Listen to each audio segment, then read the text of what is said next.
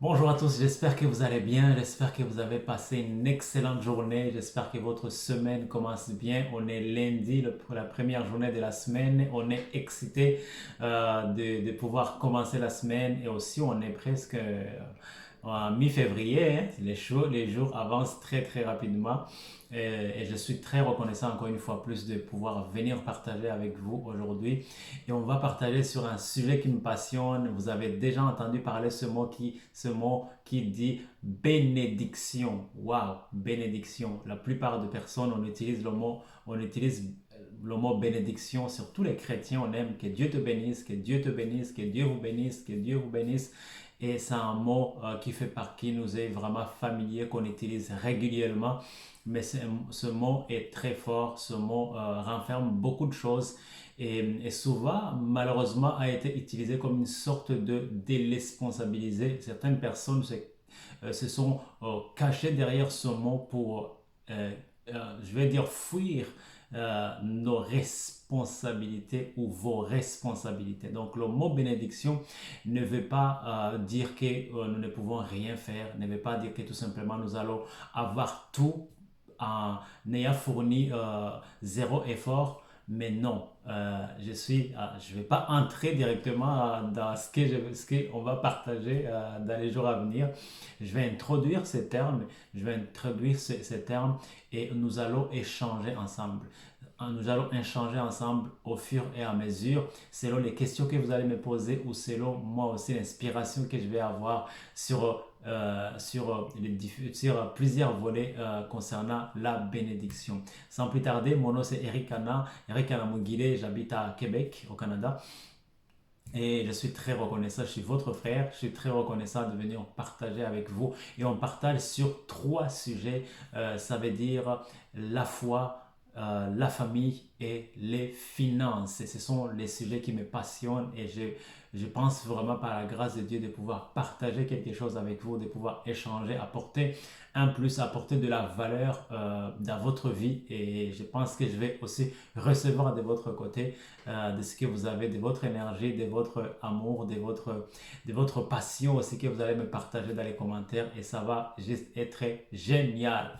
Alors, sans plus tarder, c'est quoi la bénédiction? C'est quoi le mot bénédiction qu'on entend tout le temps, qu'on utilise souvent partout, dans tous les pays, sur tous les continents, dans différentes langues, et on utilise le mot bénédiction. Le mot bénédiction, c'est le fait de dire du bien.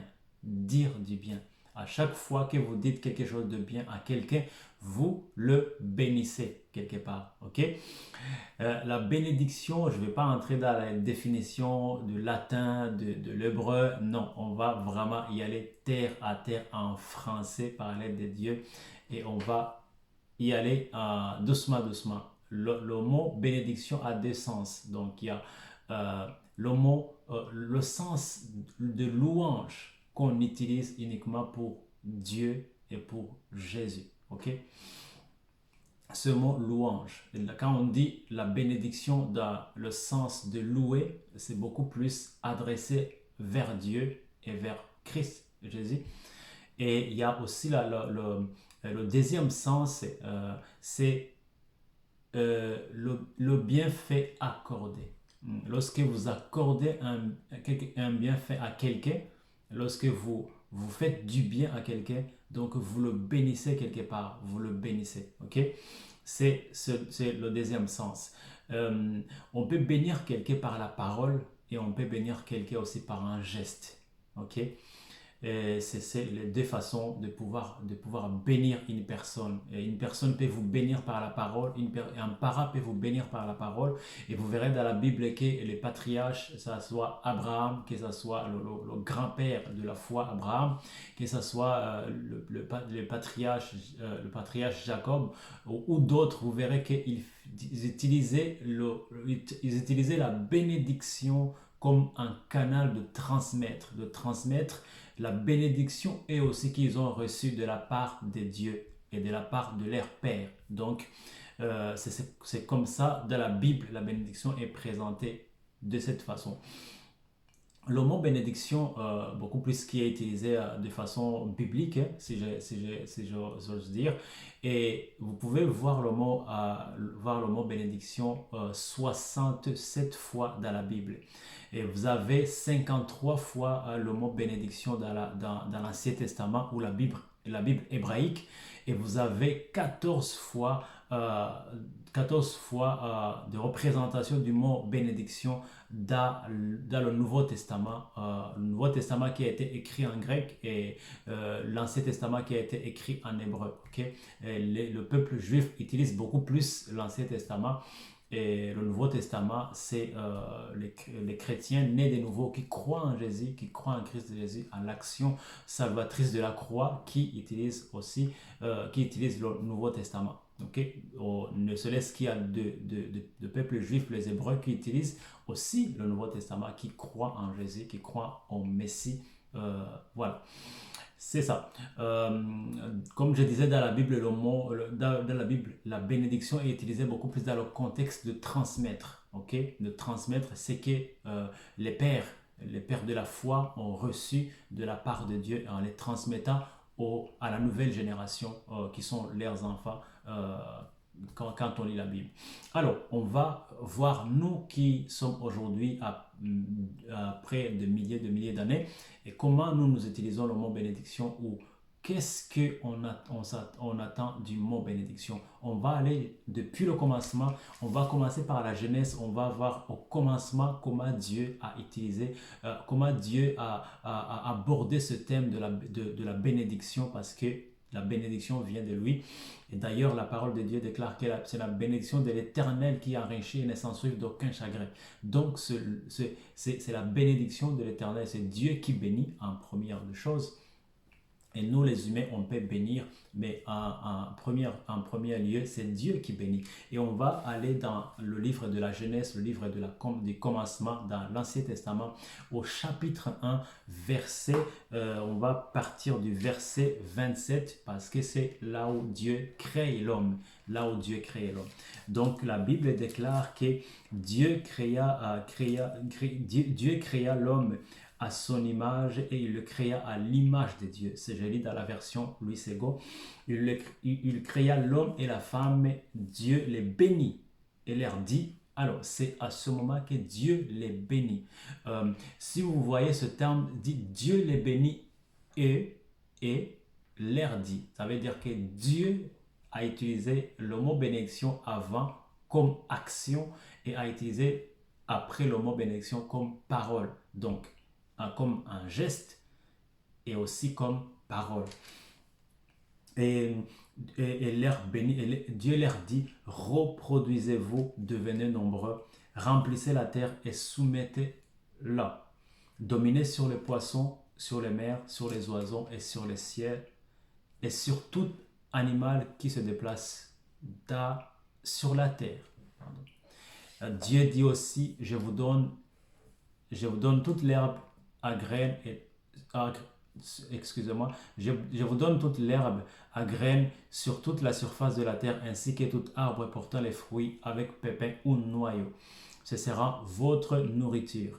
Ok, on va s'arrêter par là. On voit que c'est Dieu qui a initié la bénédiction. Au commencement, on voit qu'après que Dieu ait créé tout, quand Dieu a fini de créer l'homme, il s'est arrêté d'abord pour bénir l'homme. Mais Dieu a béni l'homme de deux façons. Il a béni l'homme par la parole, il a béni l'homme aussi par l'action. Donc la bénédiction, si je peux résumer, est accompagnée par cette parole et accompagnée aussi par la responsabilité. Parce qu'on voit que après que Dieu les a bénis, Dieu les a donné des responsabilités. Dominer la terre, assujettissez-la, et dominer sur la mer, sur les poissons, sur ceux qui se déplacent sur terre. Donc on voit que la bénédiction n'a rien à voir avec la paresse, la bénédiction n'a rien à voir avec ne rien faire. La bénédiction implique nos responsabilités. Donc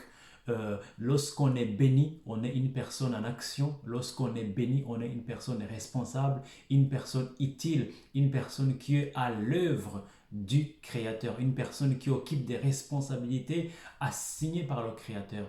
D'où je vais dire que chaque être humain qui vient sur terre est béni. Chaque être humain a des responsabilités, mais il appartient à chaque homme que Dieu a créé d'occuper ses responsabilités, de prendre part à cette responsabilité que Dieu lui a donnée. Donc, ça doit impliquer votre volonté d'être actif, de pouvoir accomplir cette mission que Dieu vous a assignée, qui est attachée à la bénédiction. Il y a la bénédiction de la parole que Dieu vous a donnée. Là, il nous a tous donné. Maintenant, la bénédiction en action, c'est qu'on voit par les yeux. La Bible dit que le paresseux, il va être pauvre. Ok? C'est clair et net. Et la Bible dit que celui qui ne travaille pas ne doit pas manger. Ok? Donc ça vous montre à quel point Dieu est merveilleux, mais Dieu est très responsable. Et Dieu veut que nous soyons responsables. Donc on ne peut pas être jeune, être une personne avec la force et s'asseoir, se dire que je suis béni et je ne fais rien. Ou bien on te dit, je te bénis mon fils, mais tu ne fais rien. Un vrai père, c'est que je crois que la meilleure façon de bénir ses enfants, c'est de les responsabiliser. Je peux bien donner tout ce que j'ai, je peux travailler fort et donner à ma fille tout ce que je peux avoir, lui léguer la maison, les voitures, tous ces genres de choses. Mais si cet enfant n'est pas responsable, si cet enfant, je ne lui ai pas appris à être responsable, il va tout gaspiller et ça va être beaucoup plus une malédiction parce que ça va le tuer à petit feu. Ok? Donc, je voulais atterrir sur ça d'abord, de dire que la bénédiction est une responsabilité.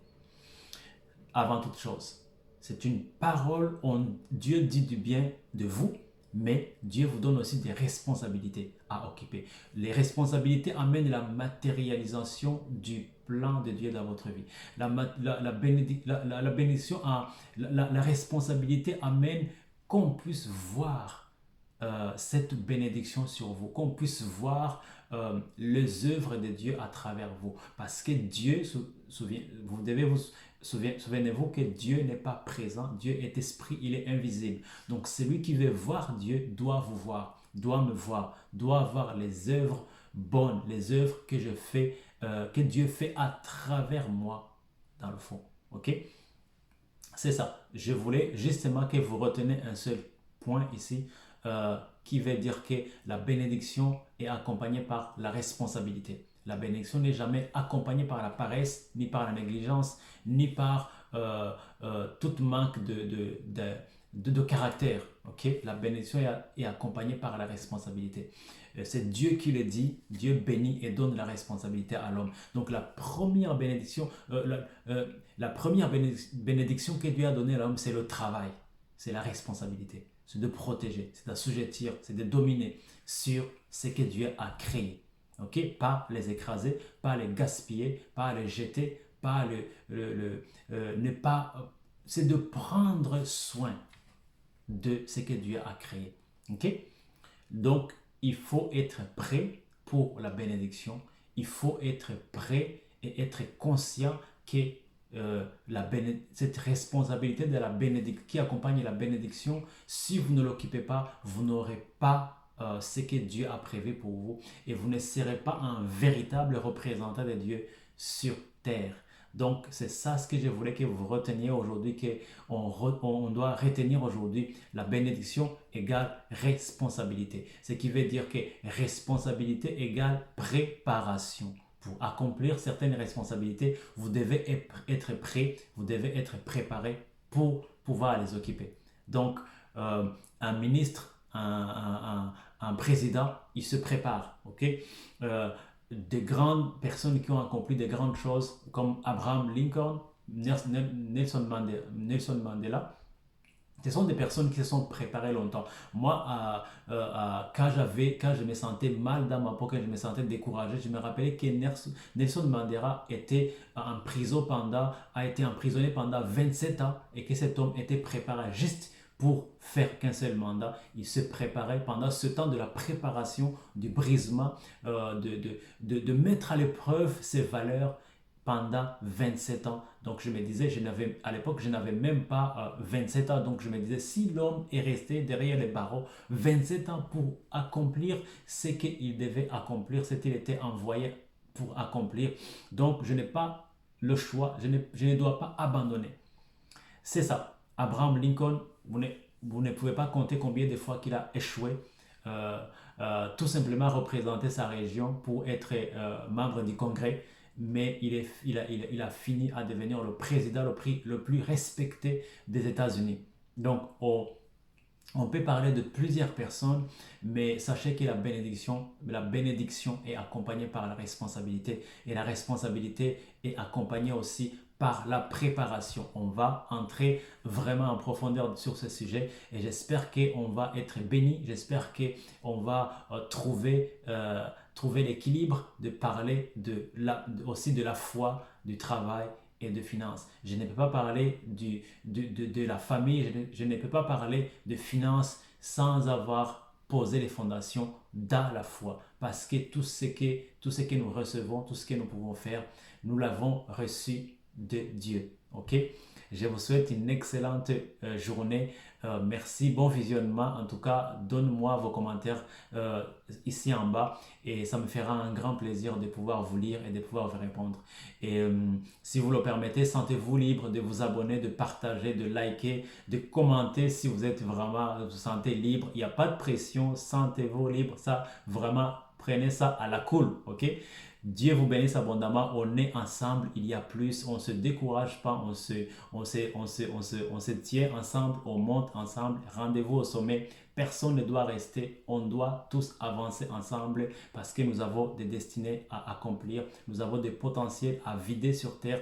Personne ne partira rempli. Nous partirons vides pour rencontrer le Maître. Soyez bénis, il y a plus dans votre vie, il y a plus dans votre vie, vous avez plus à accomplir sur cette terre, donc il n'y a pas la place au découragement, nous allons y arriver. Dieu vous bénisse abondamment, à très très prochainement, le week-end prochain, on va faire une autre vidéo sur la bénédiction. D'ici là, que Dieu vous garde, bye.